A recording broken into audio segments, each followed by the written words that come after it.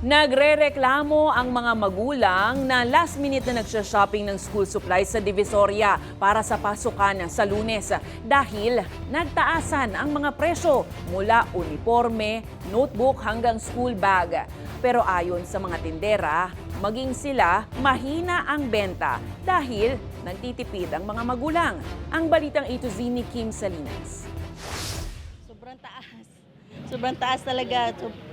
Para po dati, ang taas-taas ng presyo. Kahit saan maghanap, mahal.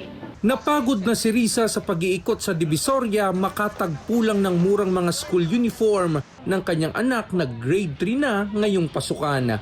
Pero kahit saan siya magpunta, ay talagang mataas na ang presyo. Last year, nabili namin 120 yung polo. Tapos ngayon, 180. Tapos yung pants naman niya, dati 150, ngayon 180. Yung ano din niya, sapatos, dati bili namin 380, ngayon naging 450. Kaya kailangan aniyang maging masinop sa mga gamit pang-eskwela. Siguro yung mga kailangan lang yung binibili ko, pero yung mga ibang hindi naman na kailangan at meron pa ako sa bahay, hindi ko na binibili yun.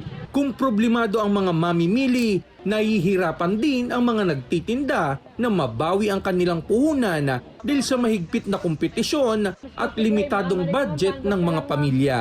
Sa ngayon kasi medyo mataas na talaga yung dinagdag. Di na namin sila para sales token, sa tumaas naman po eh. Pero pagka wholesale naman, as in, for donation set o kaya bultuhan, mas malaki naman binibigay namin discount per item, hindi naman sa whole quotation eh. Sa tindahang ito, ang bundle ng ordinary notebook na 10 piraso ay 130 pesos hanggang 150 pesos. At ang bundle naman ng premium paper na notebook ay 350 pesos hanggang 380 pesos. Ayon sa isang tindera, mabagal ang galaw ng mga paninda dahil nagtitipid ang mga magulang. Tumaas na po talaga siya. Pero sa amin naman kasi may mga old stock pa kami, so medyo mababa pa. Parang binibigay na namin ng mas mababa presyo para sa para maubos na po. Maging ang mga school bag, tumaas din ang presyo. Dati mga sa 150, ngayon ang laki ng pinuhunan namin nasa 250 na iba, sa iba nasa 200, iba-iba.